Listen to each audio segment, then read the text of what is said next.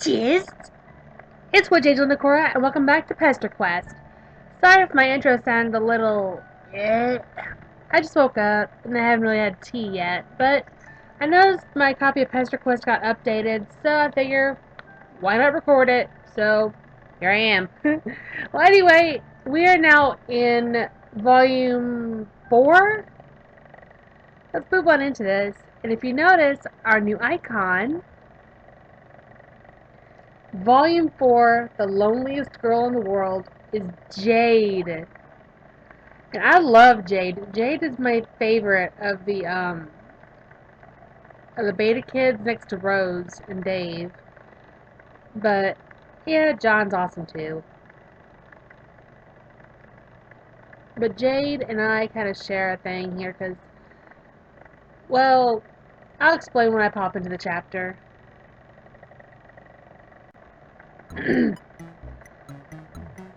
It's been days and your stomach still hasn't recovered from Olive Garden, but you can't spend forever moping around. There are friends to make, damn it. Well, just one left in this set. Her name is Jade Harley, and though all three of your new pals consider themselves good friends of her, they know strikingly little about her life. The most you have gleaned is that she lives on a mysterious island in the middle of the Pacific Ocean with her grandfather and some uncommon breed of dog. Their communication with her has been limited to internet messages and packages sent to a P.O. box in some podunk town called Haunt Switch. Haunt Switch. Sorry, it's October. John said he would message her and see if she could provide an address, but you don't want to wait.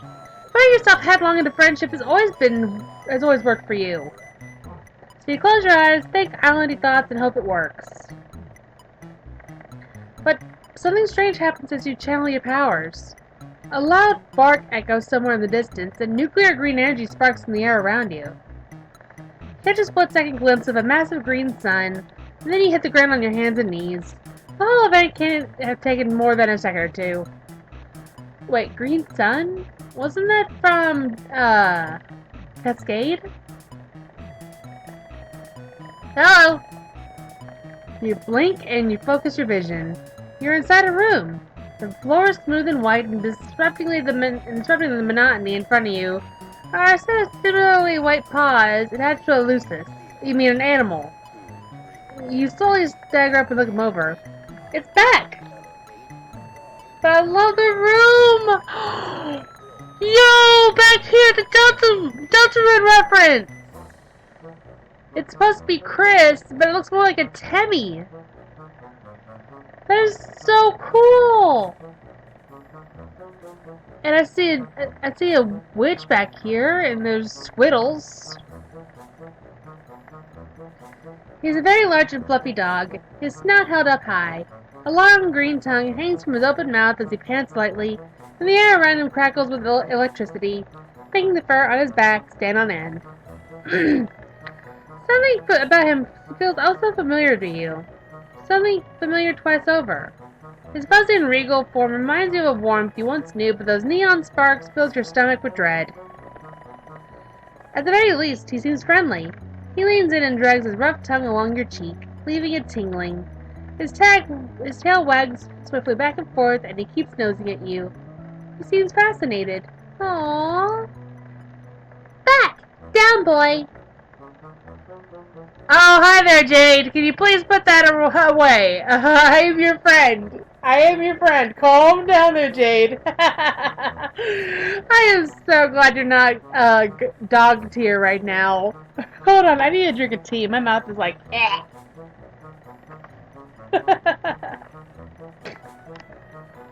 Alright, I'm good. It is this friendly demeanor of his that leaves you shocked when he moves aside. You find yourself staring down the barrel of a rifle. It is held aloft by a bespectacled young lady in a sensible skirt who really has no business pointing such a big frickin' gun at you. Okay, please don't panic and don't make any sudden moves. I've never shot a living thing before, and it would make me very, very sad if I had to start now. Oh. This is happening now. Is this Jade? She doesn't sound like Jade, based on what John told you. She looks more like a Gigi, anyway. Or maybe a Lynn? Right, the gun. Don't get sidetracked. You slowly raise your hands in surrender and try to put on your most inoffensive expression. You tell her that if she started shooting living beings, you would be pretty sad too, so why don't you just put down the gun and... No way! I don't want to shoot you. But you're clearly a dangerous and unpredictable being, and I need to make sure I stay safe. My grandpa taught me a lot about gun safety and trigger discipline, in case anything bad ever happened to me. So I know that good trigger discipline means keeping your finger on the trigger at all times in case you need to blow something to bits. Oh, frick. Now, let me make things clear to you. I'm a very clever girl, and you won't be able to fool me as easily as you fooled the others. It's very obvious to me that what you've been doing, and I knew you'd eventually show up if I waited long enough. Sure enough, John messaged me not too long ago to let me know you wanted to visit. So I prepared myself for your arrival. You've come to interfere with our lives, and now I want to know why. So you better start talking, okay? Okay, you say. What does she want to talk about? You're well versed on a variety of eclectic subjects. So you can go on basically about anything. Wrestling? Postmodern art? Controversial opinions on traditional jurisprudence? I have no idea what that last word meant. In fact, I always talk about wrestling, or anime, or video games, or Halloween stuff, or FX makeup, or cosplay, or hot guys, or hot girls, or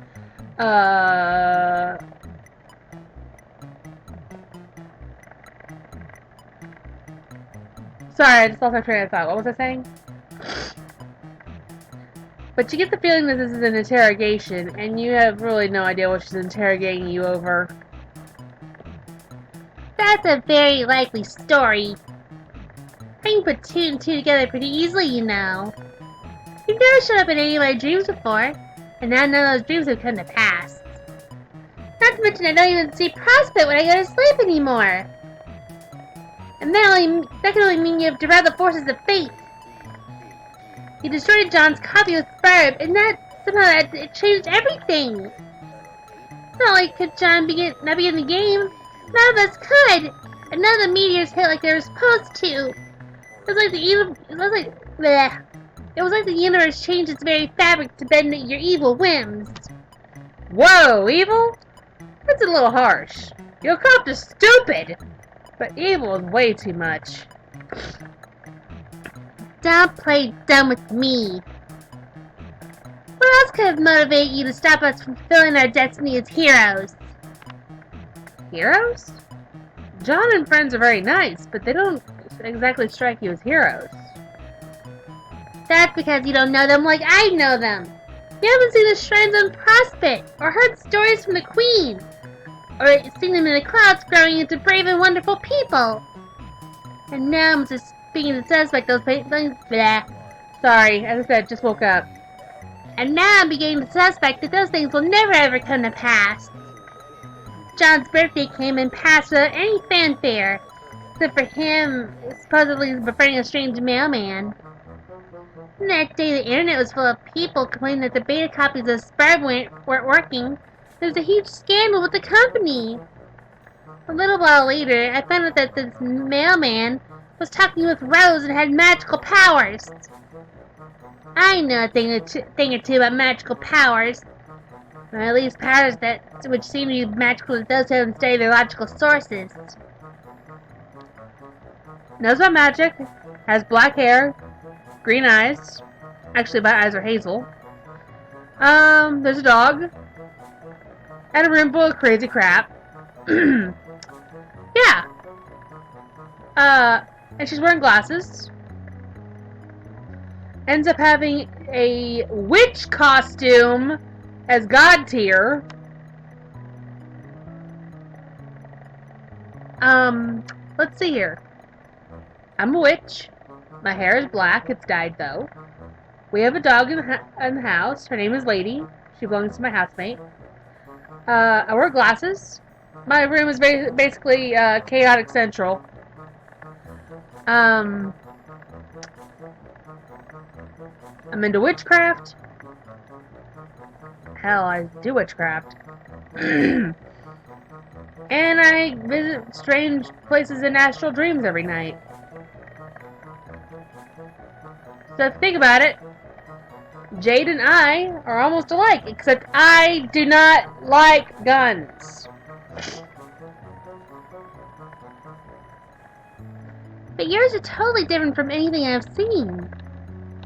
At first I thought you must be an advanced Durst-type agent come to sabotage us. But you definitely aren't from Durst. Maybe a Prospidian double agent? And if you must know, my dream planet is definitely Durst.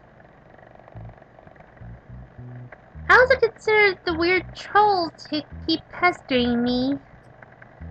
But they've been weirdly quiet lately and you don't really give me that vibe.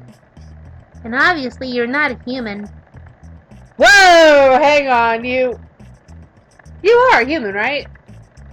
Last I checked, I have pink fleshy skin, bones, tough black hair. Yep, I'm poking myself right now. I am definitely human. Ow. I think I poked myself a little too hard. Because now my cheek hurts. She tilts her head and gives you a little, really? Kind of look, and your stomach twists and nods. The more I look at you, the more I start to think you're like... how do I explain this? Okay, do you know what a furry is? Yeah. I, definitely know. I won't get into that, alright? Wow, that question's more loaded than a gun. Yes? Alright, so a lot of artists I follow do your character here commissions, and you remind me of one of those. Does that make sense? You have no idea what your character here is. You cautiously ask her. It stands for your character here. Basically, an artist will draw a pose or scenario, but instead of putting in an actual character, they leave a blank outline, like a mannequin.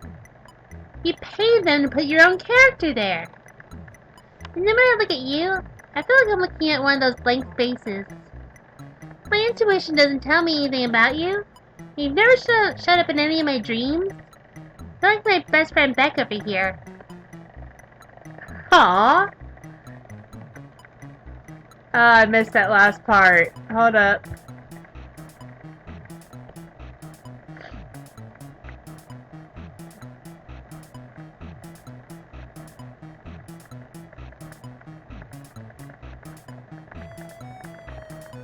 There we go.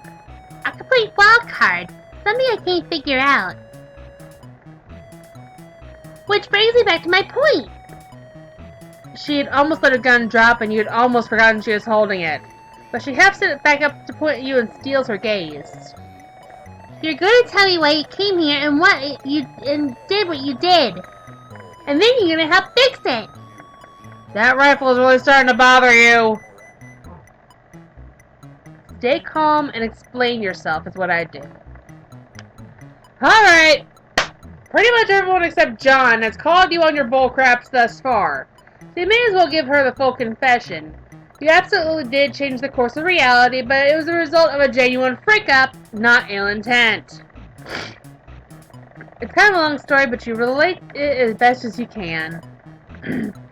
The strange lack of memory, an encounter with a bizarre magical artifact, the way you blundered into John's life and destroyed his mail as a result of your highly relatable social anxiety. The girl listens intently as you explain what brought you here, and then you offer an apology. You think that you have irreversibly altered the very fabric that threads our cosmos together. There's probably no way of putting things back like the way they were, and letting this lady go on her golden dream quest. Or whatever she was blathering about while you were distracted by her very deadly gun. Okay. You sound very sincere, and I'd like to believe you. So I'll take you at your word for now. Whatever shenanigans you involved yourself in, I trust that you did not intend to cause any problems. Let's put all this ugly business behind us. Oh, she is so precious. I love that smile of hers. Oh, she is so cute. The girl holsters her rifle and you breathe a long sigh of relief. Sorry about all that. I promise I only had the best intentions. It's cool, you tell her. You have the distinct feeling you've dealt with much worse. Yeah, I'd imagine a space hopper like you has been to all sorts of cool and dangerous places. I'm kind of jealous, really. But anyway, we've never properly introduced ourselves. My name is Jade, and my dog's name is Berkwell. What's yours? Huh. You know, you think this is the first time you've ever been asked for your name. Ever. I almost forgot you had one. Tell Jade your name. You can call me Nikora. Huh. That's a very unique sounding name. I like it. Well, thanks. Tell Jade that you like her name too, and she beams at you. Thank you. I'm so glad my grandpa gave me this name. It's so pretty and fairly unique and just very likable. Anyway, why don't I show you around? I can give you a tour of the house and get to know each other a little bit better. Oh, that sounds great. You're an expert on taking tours of other people's houses, which makes sense, since you don't exactly have your own house. Jade stares sadly at you. I'm very sorry to hear that. No, it's cool. You have magic now, so the trade-off is probably pretty fair. Right. This of course is my room. As you can see, I have a ton of pretty posters. This is my favorite. It was a gift from Dave and I love it to pieces, even though it's honestly pretty dumb looking. But that's the point. She gestures to a poster of Dave's webcomic guys with animal attributes scribbled onto them. Oh, nice. Sweet bro hella Jeff. Except they have cat faces on them. Wow. Most of the posters also feature anthropomorphic fauna, drawn with significant more finesse. It all gives you a very furry vibe. But not in a bad way, you clarify. Her lips twitch in irritation as it occurs to you that people are probably constantly either clowning on her for liking furry stuff, or reassuring her that they aren't about to clown on her for liking furry stuff. Hey, like what you want to like. Don't, gatekeep on other people, alright? Everyone has their own favorite things, whether it be furry art or non-furry art. You know? Well, I don't exactly dress up in suits or any of that nonsense. But I really love animals. I think it's fun to imagine what it'd be like to be one.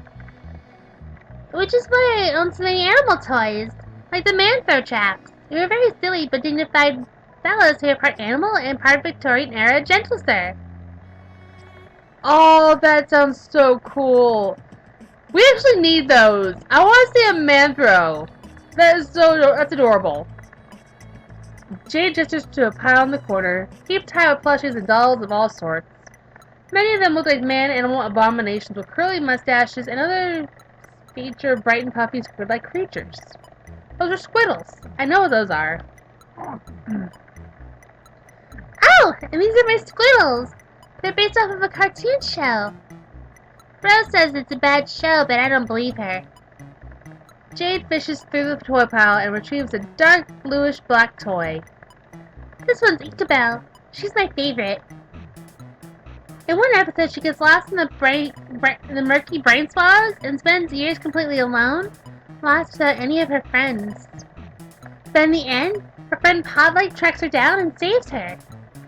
It seemed so bleak the first time I watched it that I literally cried, but I realized in the end it was a very poignant tale. Jade smiles wistfully down at the plushie in her hand. She glances from it to another one of the squiddle dolls, and her expression tightens. She squeezes the doll a little too hard, causing a horrendous, pitchy squeak. I guess in retrospect, I guess that was pretty silly though. I mean, it was just a kid's show. Of course there's gonna be a happy ending. That's how these always work, right?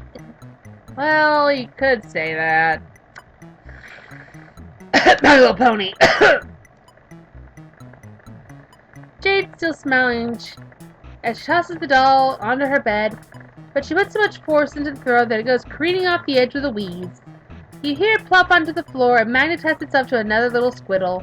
Its voice box lets out a weak little "Yay!" Jade stands up and brushes off her skirt. Her eyes fall to her bedspread, which features a striking cloud design. She sighs slowly and then assumes a bright smile once more. Anyway, let's go explore the rest of the house, shall we? I got so much to show you!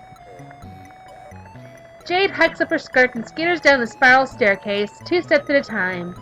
You're a little interested in the high-tech device laying on a workbench near her bed, and a glowing green crystal that you think is literally uranium? But Jade's already gone, so you tear your eyes away and follow. The landing below her room is small and cylindrical, and features only a gray closet-looking device and a platform on the floor. My room is at the top of the Sorry. My room is at the top of the tower, but this transportalizer would take us to the garden quick and easy. Bloop! Now we're in the garden. Looks more like a greenhouse. She hops on and disappears in a flash of green light. You're a little nonplussed, but you've seen weirder. Step onto the platform and hear a light click beneath your feet, and in an instant you're standing in a lush garden atrium. There are exotic plants as far as the eye can see, ranging from psychedelic floral arrangements to tropical fronds to fruits and vegetables. Tall windows blanket the walls and allow sunlight to stream in, and said windows are coated in a steamy mist. You feel like you just got clotheslined by a rainforest. Nice one. It's beautiful, right? Jade opens her arms and spins around, gesturing to her various gardening stations. You nod. It really is. Gardening is another one of my favorite hobbies. It's a great way to get your hands dirty and do some real work. And the end result is really vibrant and beautiful. Jade waves her rough and calloused hands at you and then strokes her fingers along the pinkish petal of an anemone and hums a little tune towards it. One of its leaves seem to curl around her touch. When Jade pulls away, she skips off towards one of the windows and motions for you to follow her. It's a beautiful island vista that awaits your gaze. To your left is a towering mountain that might just be a volcano, and ahead of you is a small bay filled with giant lily pads and an old mossy temple. Beyond the island, the sea stretches out to a shimmering horizon, and past that boundary line is an entire world of weights, ever out of reach. This is my home. This entire island just belongs to just me, Beck, and my grandpa. It's a very beautiful place. The greenery is so lovely and the bay is very fun to take a dip in. There's some mysterious ruins down there too. I've always been very curious about them, but Beck won't let me visit them. I guess he thinks they're too dangerous. Grandpa's been in there plenty of times before, though. Could her grandfather give her a supervised tour? Oh, Grandpa doesn't really move much anymore. He spends all his time having tea parties in the foyer. So... He's quite old then? You could say that. Jade wanders away from that window and toward another one whose view is exclusively centered on the rolling blue. She presses a hand against the misty pane and sighs. You know, Dave talks a lot about coming to visit me here. I mean, all my friends do, but Dave especially.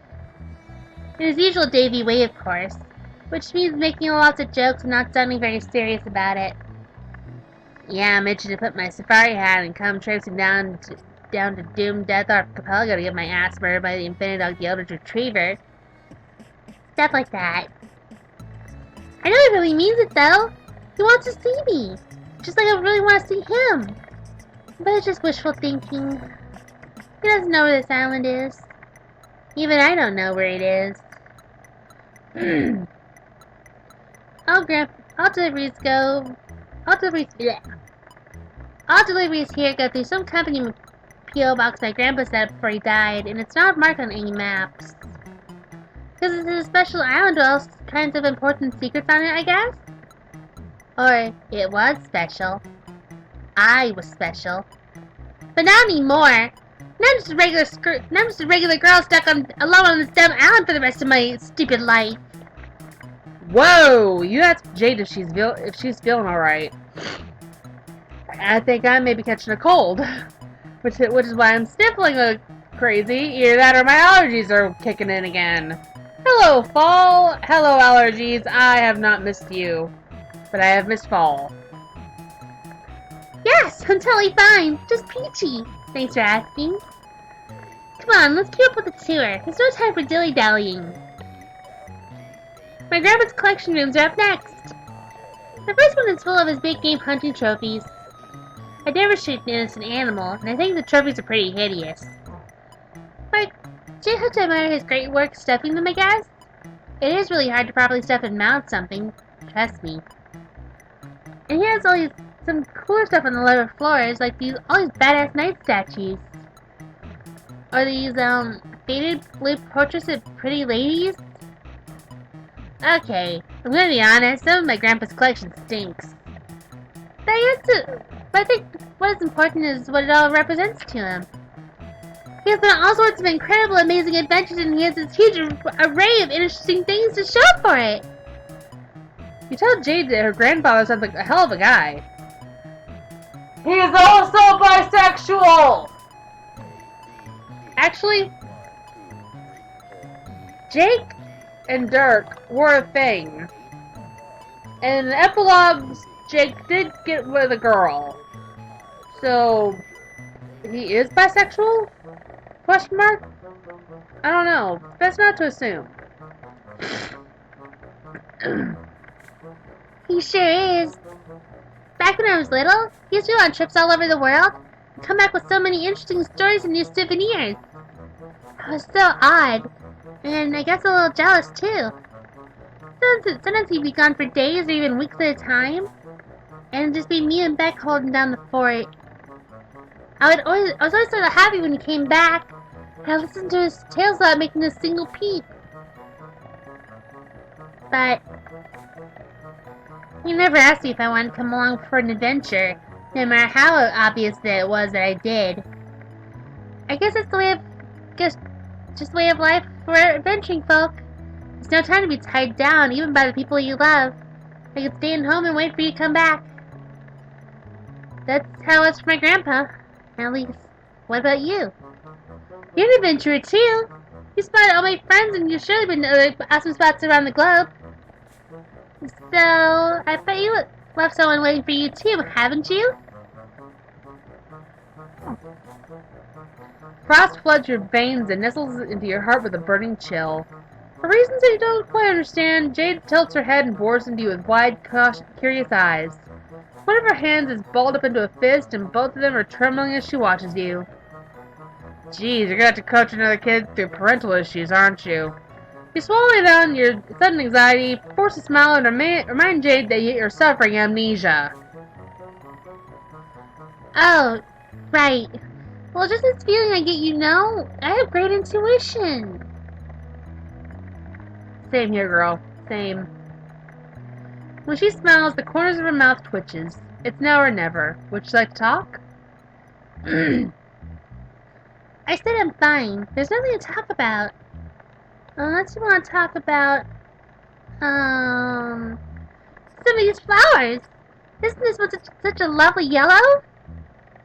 Surely there's nothing wrong with a good old feelings jam, right? Jade's an expressive, empathetic girl. Feelings jam should be her thing. You think that. But she's still steadfastly ignoring you. Hey, how about this orange fruit with the goofy face on it? We'll only boggle at it for a while. Jade, that's wrong. You need to talk this out. That's what you do. You're a talker, so why don't you two...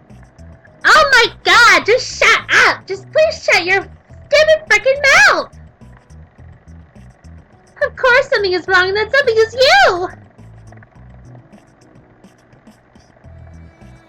Ouch.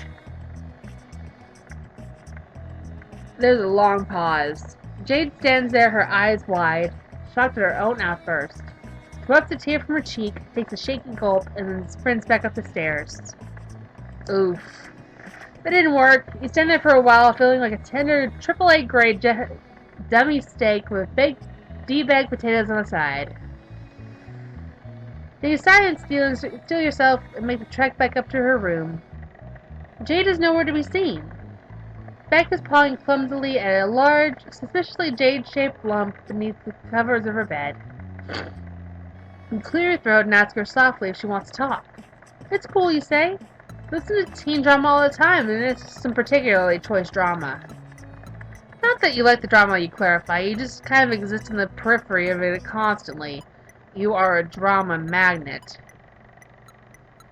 There's a long pause, and you're about to turn and leave when she pulls the covers off and turns to you. Her eyes are all puffy and red. Hey. Hey. I'm sorry I yelled at you. It's not really your fault. I mean, it kind of is, but you didn't know you were messing anything up. It's not fair for me to be peeved at you. It just... None of this is fair at all! Yeah, that sounds like life, alright. You sit down on the bed and tell her to vent about it. It's okay, you can take it. Okay. Have you ever spent your whole life waiting for something to happen and then it didn't? Well, your memory's pretty fuzzy right now, so you can't say you have, but you think you understand a good sense of yearning. Good God, have you yearned? Yearning is a good word for it, yeah.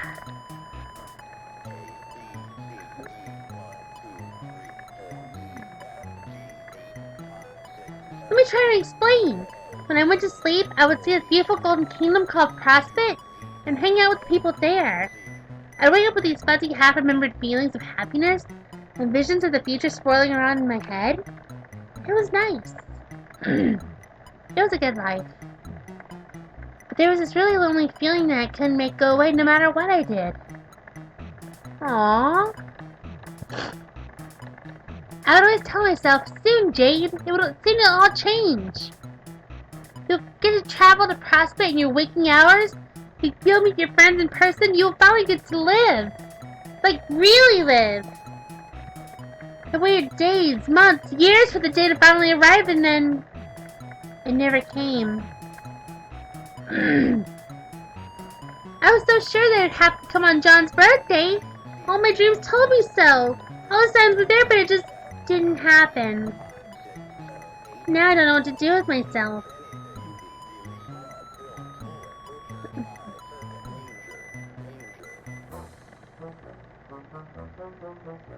I was able to ignore the lonely feeling because I knew that it would disappear one day, but now a day is slipping by and it's like... it's like all those years are catching up and crashing down on me at once, and I feel so small and helpless and sad, like the loneliest girl in the world. I don't want to put this all on you. That wouldn't be very nice, but it's just... it's not fair! Jade vaults from the bed and stamps her foot on the ground hard. Her face is flushed and streaked with tears and snot. She looks awful, frankly, like someone who's been holding it in for far too long.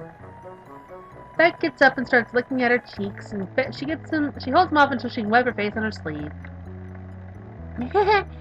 Thanks, Beck. At least I got you for a best friend, right?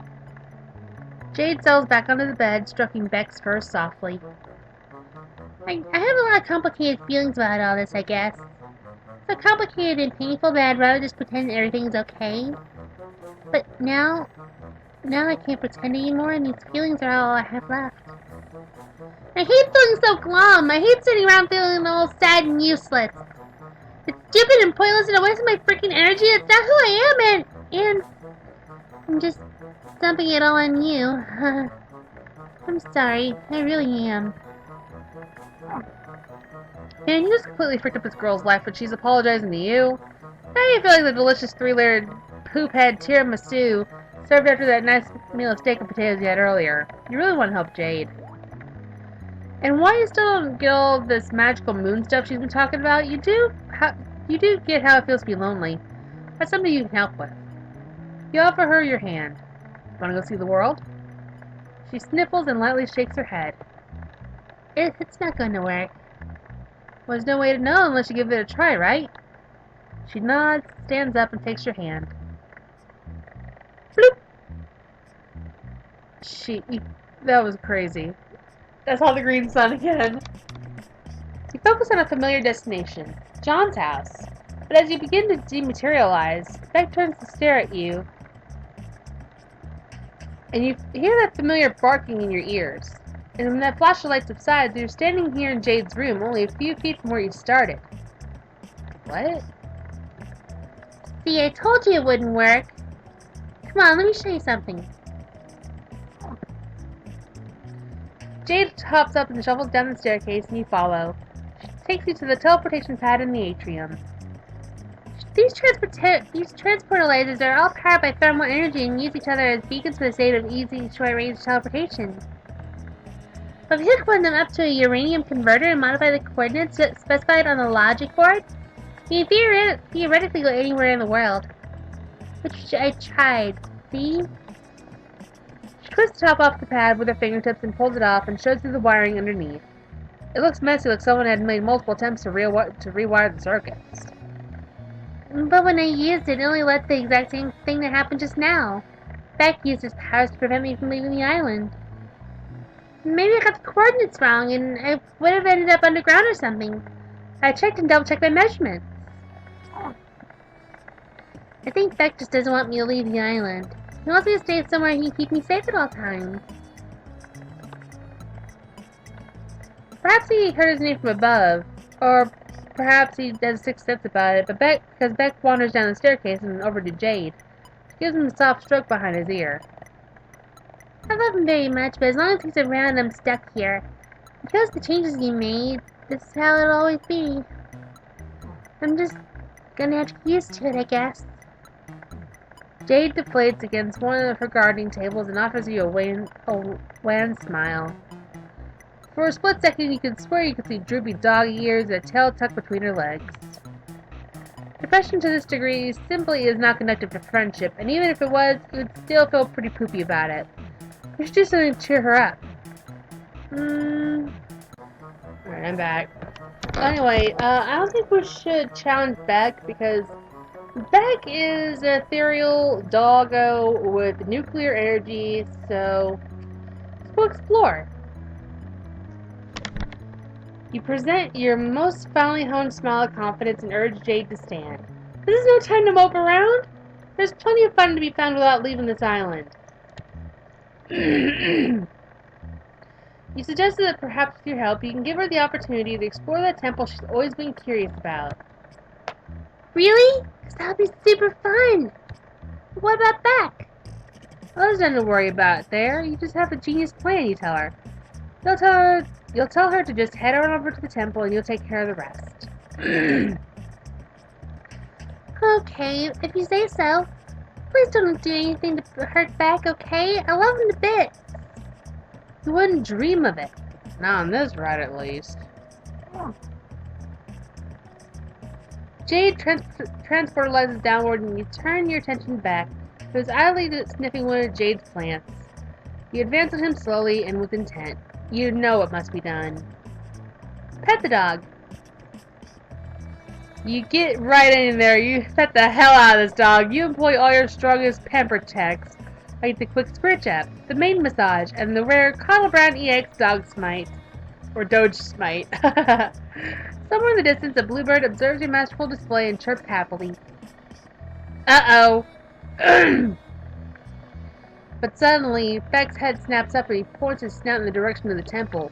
Whoa, whoa, whoa there, buddy. There's no time to think about Jade. Now it's belly scritches time.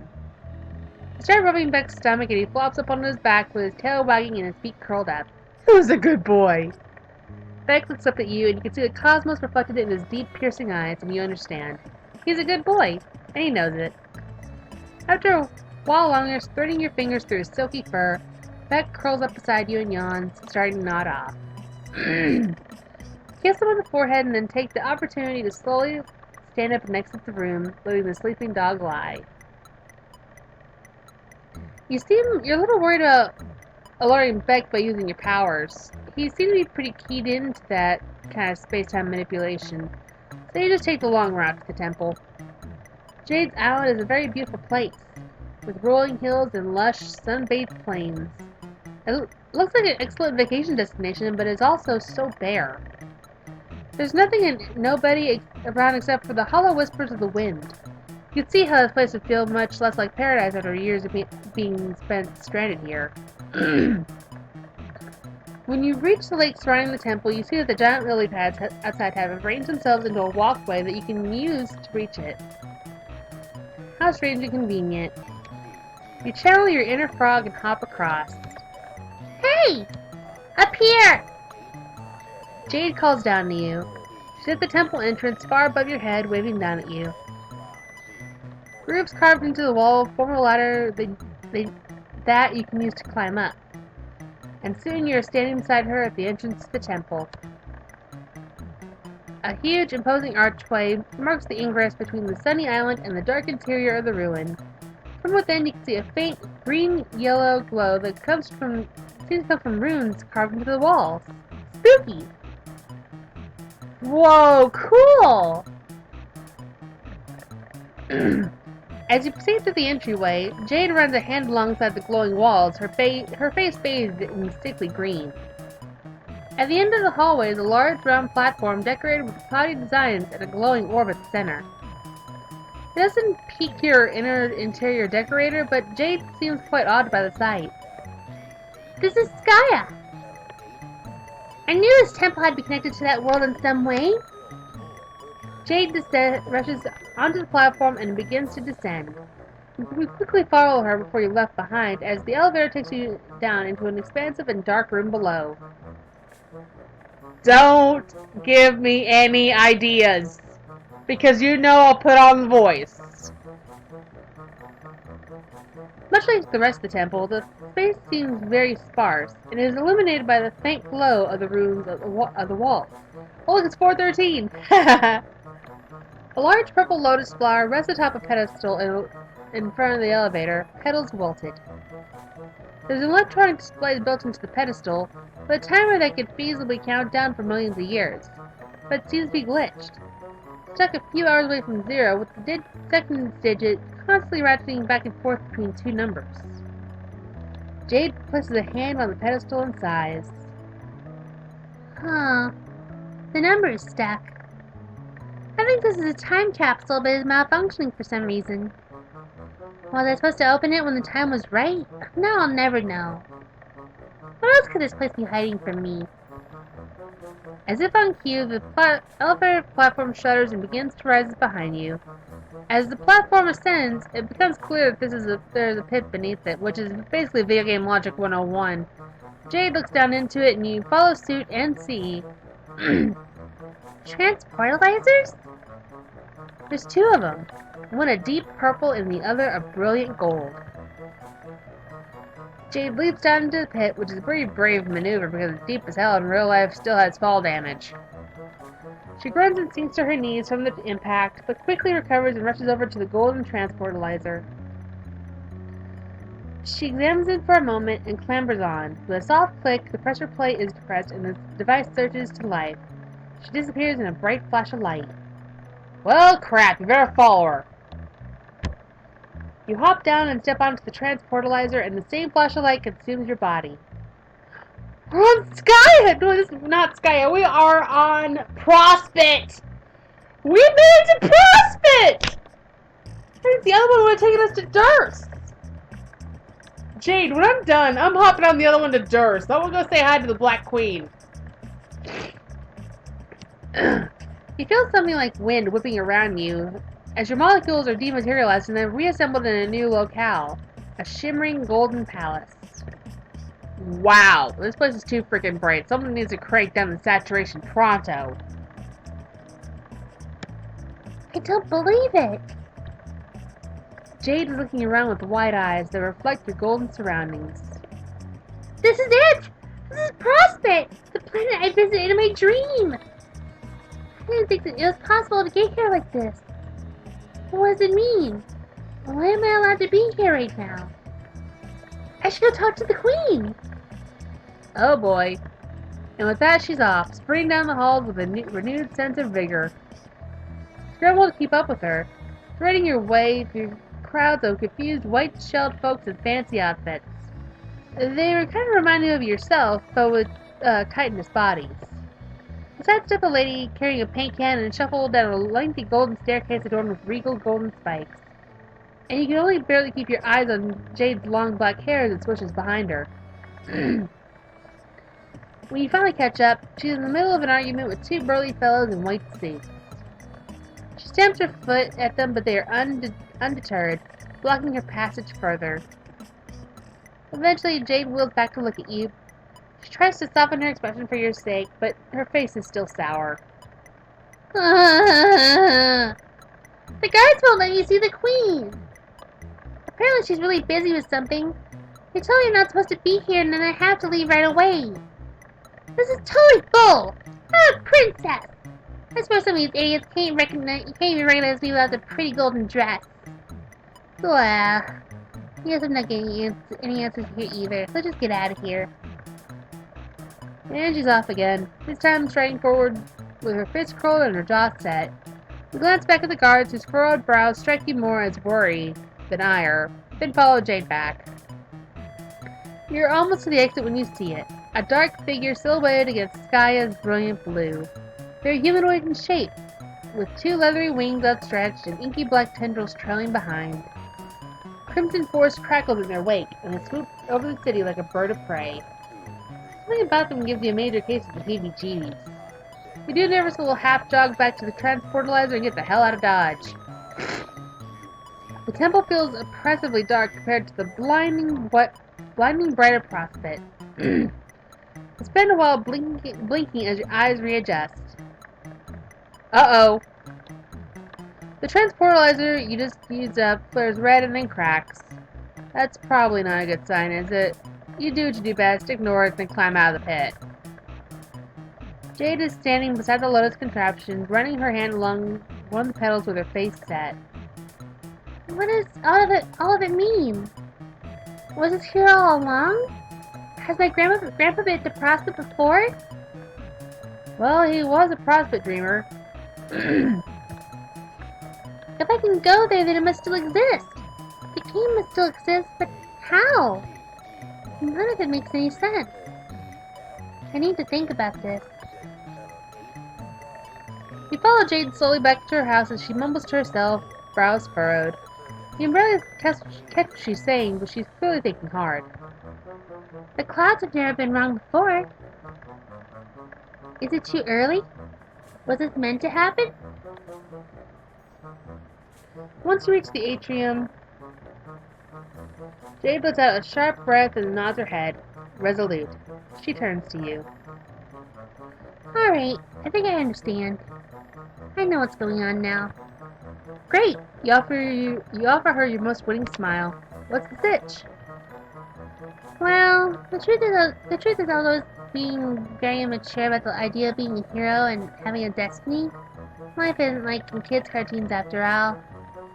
Heroism isn't all rainbows and sunshine and childish to think that everyone gets a happy ending. The kind of storybook stuff doesn't really exist. To be a real hero, you have to be prepared to suffer horribly. Huh? It makes sense when you think about it.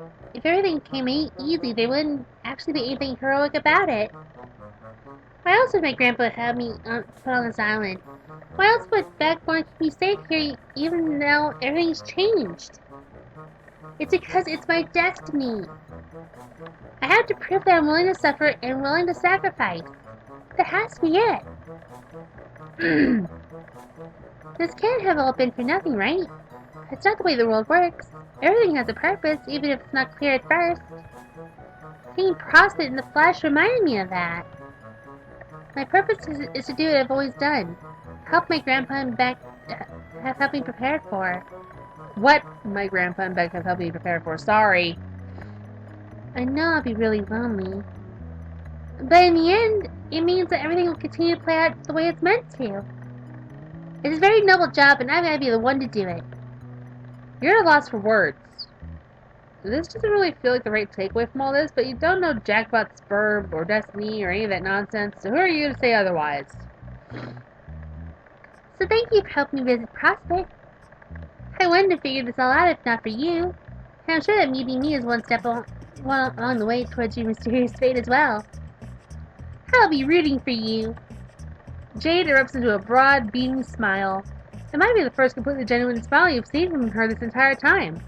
But that doesn't make you feel any better about it. In fact, it's more of a knife twisting in your gut. And when she throws her arms around you and hugs you tight, that knife pushes deeper into the bone.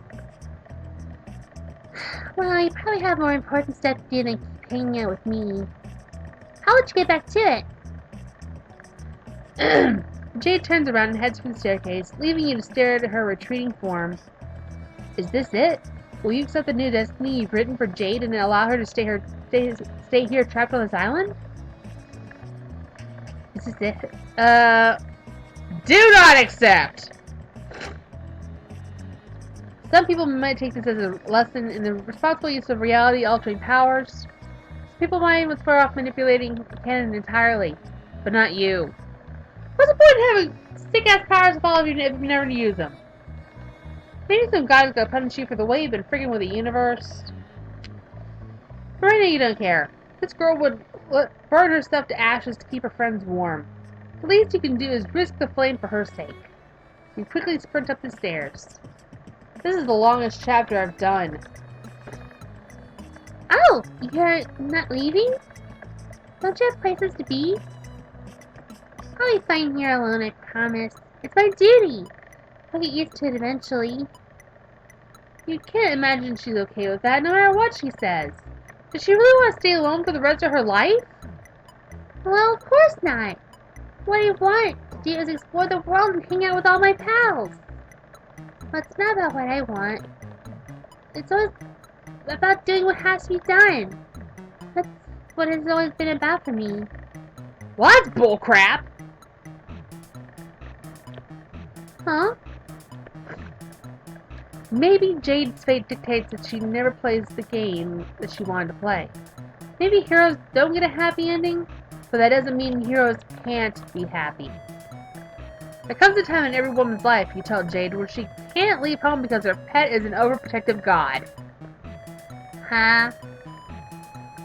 Okay, that's obviously not true, but there comes a time in many women's lives where circumstances beyond their control can leave them without an escape.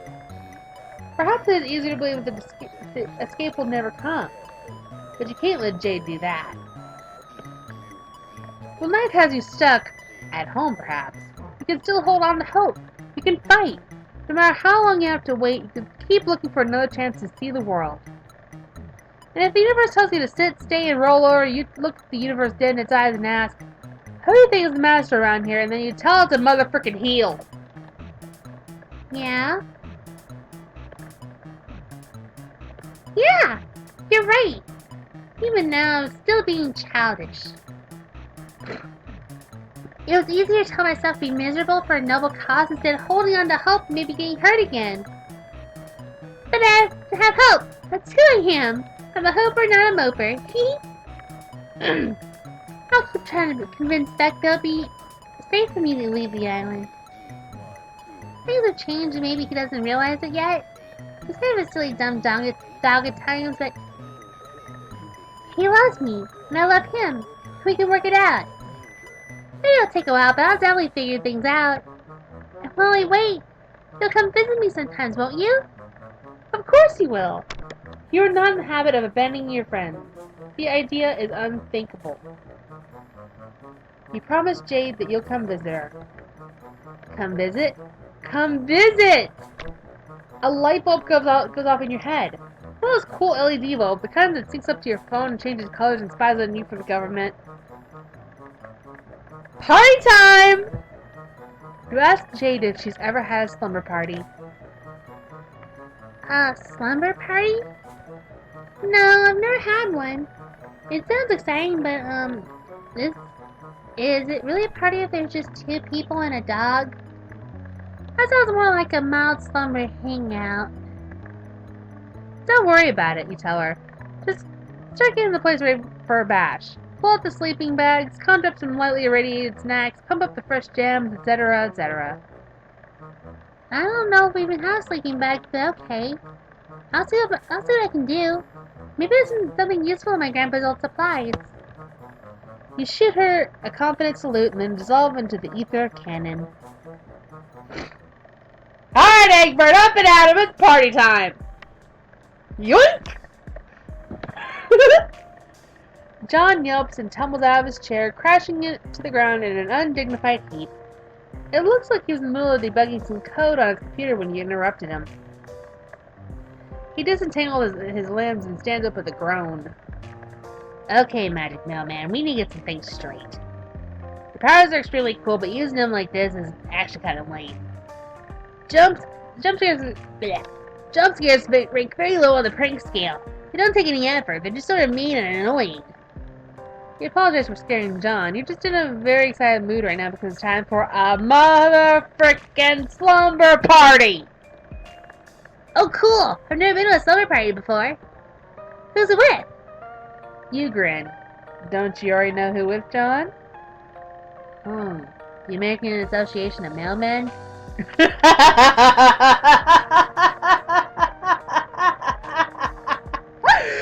so stupid! You give him a blank stare. Oh, right. Probably my other friends. That one should have been obvious. There you go, John. You tell him to pack up whatever supplies he thinks he should bring, and then get ready for another whirlwind ride through space-time. I don't know. I should probably do the responsible thing and let my dad know I'm going on a trip, even if I will be back soon. Okay, that's fine, you tell him, but don't take too much time. This route already getting pretty long. Oh, cool. Okay, what should I bring? Oh, I need to grab some movies, definitely. Dave will be there, right? I should bring some McConaughey movies. So I realized I was right all along about Matthew's stellar acting. Oh, and of course some snacks.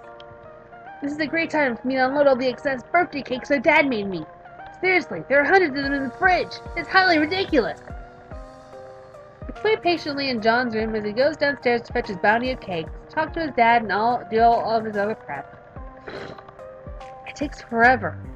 You're not sure what he's doing down there. You think he might be walking around, examining all the objects in his home in great detail and solving a bunch of puzzles? Come on, John. This is not the right genre of game. Get your crap together. Okay, ready.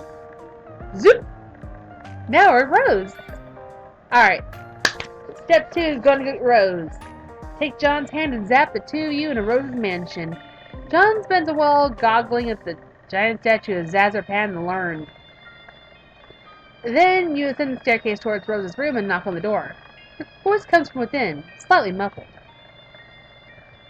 You're home early.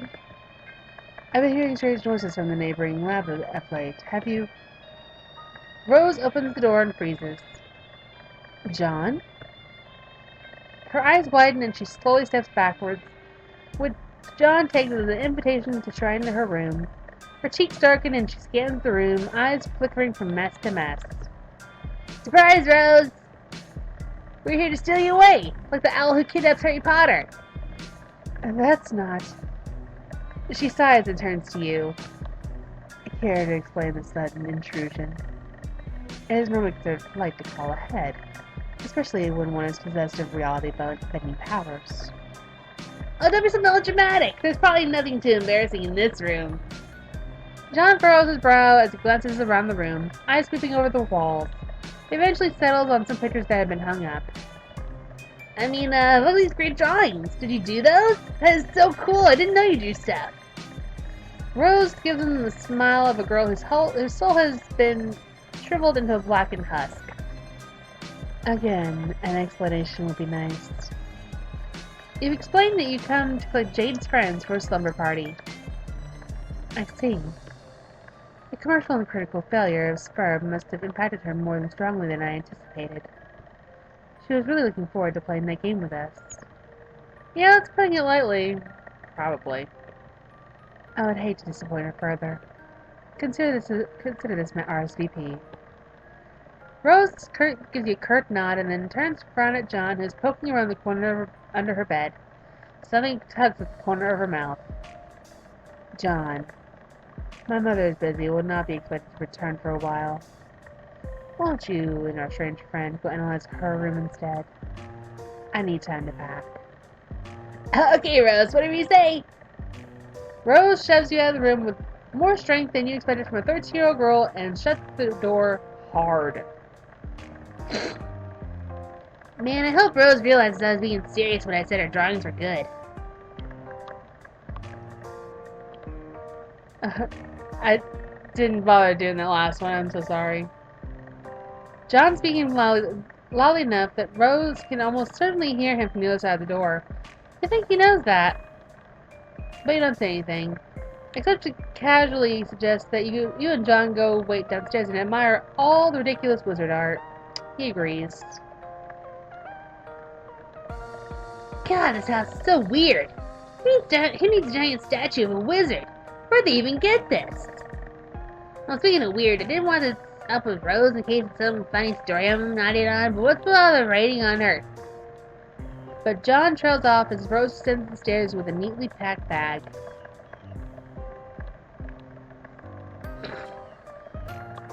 Shall we? We shall, you say. With a hand on each of their shoulders, you close your eyes and concentrate on the Strider apartment. Yo, Dave! Nice to see you again, man. It's only been, what, a week? Or more like a few days? You're aiming for the hallway outside the front door, but this power is still taking some getting used to, so you instead pop into existence right on top of Dave's bed. Tapping away at something on the... Sorry. Just that startled expression got me.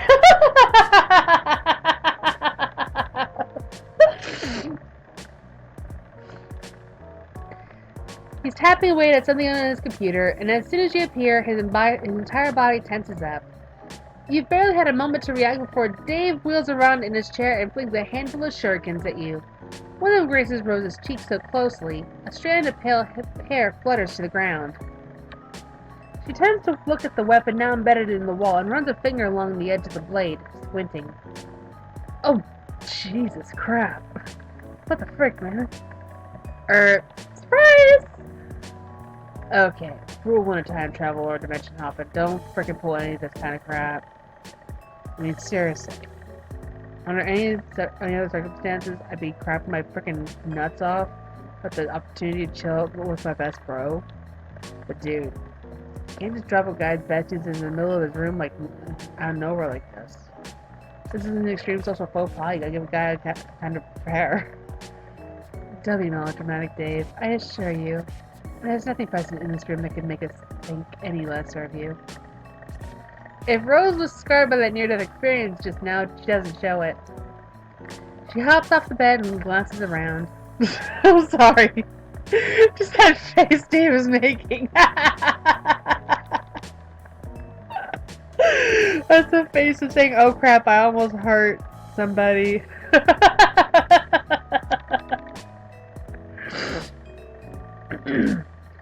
If you have Jade pornography out, it will only serve to confirm the hypothesis that I've always already made.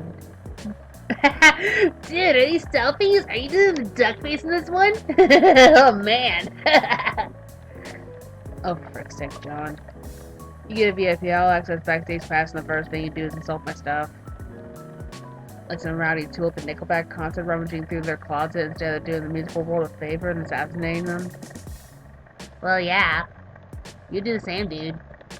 Touche. But anyway, aside from you getting your grubby hands all over my pristine collection of cool swords, what the hell are y'all doing here? We're having a slumber party! Are you in? Oh. I don't know. Rose always basically makes me, always keeping tabs on me. I want to be safe, Or rather, he wants me to only be in the right kind of danger to teach me lessons about irony and being a dope-ass frickin' ninja master. It's all very intense supervision point being made here. I was already getting some rank vibes from him after that little John over to Olive Garden. Actually, the vibes have been off ever since John's birthday, if I'm being honest. I don't know how you feel about me gallivanting off on some magic snooze adventure with Slappy the time-traveling mailman. the hell? Seems like the kind of thing he'd take issue with. Ah, come on, it can't be that bad. What kind of guy will his brother go hang out with his friends? Yeah, I guess. He'd be a pretty crappy kind of guy if he did that. Wouldn't he? Dave stares off into the middle distance for a while. Rose observes him intently. Look, Dave, I don't think it'd feel right if we all had a big party and you weren't there. Jade would really miss you. As would we. Yeah. Dave glances furtively around the room as if he's expecting a camera to blink up at him from one of the corners. Alright, I'm in until I grab some subs. That's a flash short. Hey man. No man, what's Jade's hell dog look like? Do I need to bring one with cool ass swords? Cool. These swords are like $5 Chinatown swords, aren't they? What? No. Okay, listen. While Dave grabs the stuff and John heckles him affectionately, Rose's attention has been drawn back to the shuriken Dave threw at her. Stroll over and ask her what's up. She responds with her own question. Have you been introduced to Dave's brother? Not yet. Not yet. You've heard a lot about him, though. For the sake of diplomacy, you only briefly touch on the opinion you've formed. He certainly seems like a fascinating man. The kind of individual whose brain I would love to pick apart, to find out what twisted mechanisms fire off within its chambers. So that's what she's thinking about. Dave's bro? Rose chews on her bottom lip. Not exactly, but an adjacent topic. I'm mulling over the ethical quandaries presented by the existence of powers esoteric. What? It's nothing to concern yourself with yet. We have a party to attend, apparently. Right. Dave is done packing up. Hold both palms and suggest that everyone hold hands so you can best channel your powers. Really? We're holding hands. God, so lame. But he does it, and when he clasps John and Rose's hands, he shifts around and blushes faintly in a manner that suggests that he doesn't really think it's so lame. In fact, he may think it's the opposite of lame. He may think it's rad.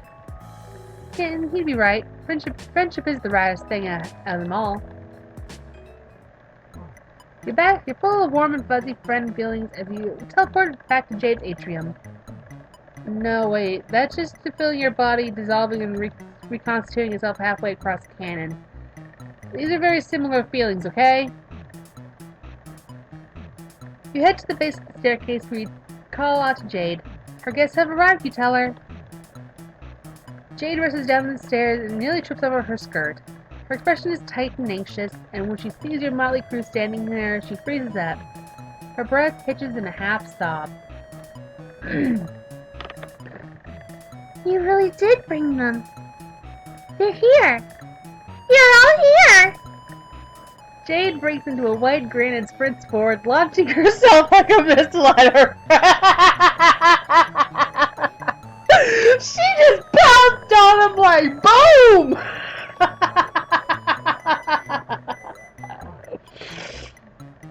Oh, that was good. That was good.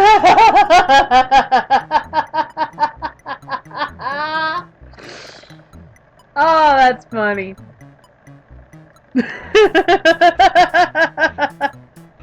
Just the look on their faces say it all right now.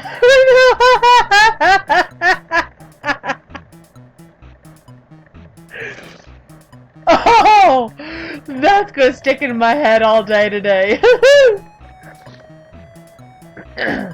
Dave throws himself boldly out of the way, and Rose takes an alarmed step back, leaving John to bear the full brunt of her affections. She crashes into him, and the two go spinning around and around as Jade laughs breathily. Whoa, calm down there, Jade. Nice to see you too. Tears are beating in her eyes as she squeezes him tight and then pecks his cheek with a soft kiss. Oh, John, I'm so happy to see you in person. In waking person and everything. I've spent so much time watching you sleep. Whoa. Jade swings around to look at her other two pals. Jade, never tell someone you've been watching them sleeping. It sounds like a stalkerish thing. Oh, I've had to take my glasses off just to wipe away the tears.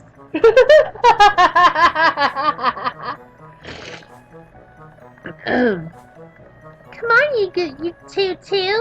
Get over here. We're having a 4 times hug combo right now. Oh, the face that Dave made. He's like, oh, come on, I don't want this.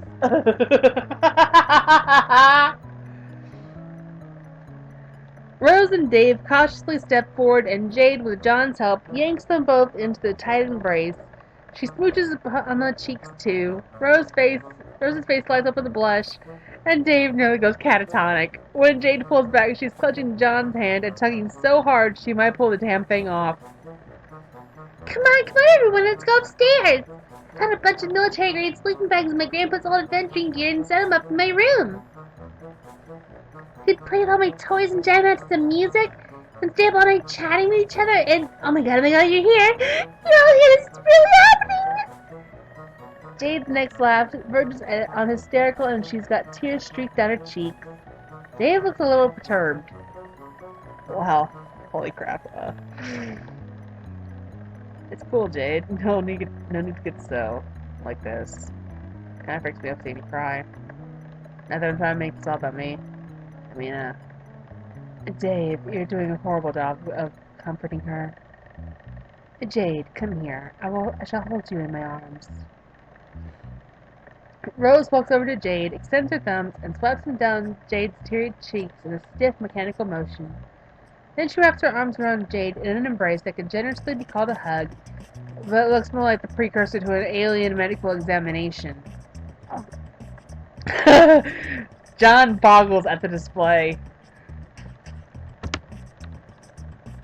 None of you whack jobs know how to do this, oh my god. Come here, Jade. Aw, thank you, John. Now come on, everyone, let's go. And so the party begins. Tales told, movies watched, and fun had aplenty. So many shenanigans happened. So many. Perhaps someday you will recount them all in detail. But before you know it, the energy in the room has split alongside the sunlight. The moon and stars cast their pale gaze upon four supine friends, bundled up in sleeping bags and caught midway between slumber and wakefulness.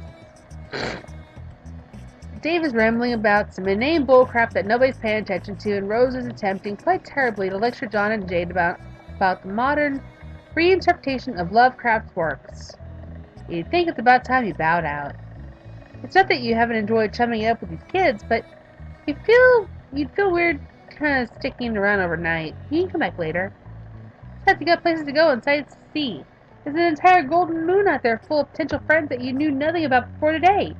The universe beckons and you are powerless to refuse. Give Beck a little nod, like, hey, take care of these kids. Beck doesn't nod back, because he's a dog, but you like to think he understands. As he quietly slipped down the staircase and out of sight, you spare one last glance at the group and find a sigh escaping your lips. Everything that's happened here feels almost too good to be true. Can it last? Can this brazen wish fulfillment go unpunished? You find that hard to imagine. There's something fate touched about these kids, and you feel it in your bones. As surely as the wind whispers through the trees, or the stars dance through space, as surely as the turning clocks will call the sunlight back again, these kids will never be free of the bullcrap that hounds them. But right here, right now, they are at peace. They have shared this one perfect moment together, and perhaps in the future they become more betwixt chaos. And maybe that's enough. Whoop whoop! Oh, look at this! Rose is painting John's nails, and Dave and Jade are talking and drawing. Oh, this is way too perfect. I love it. Ugh.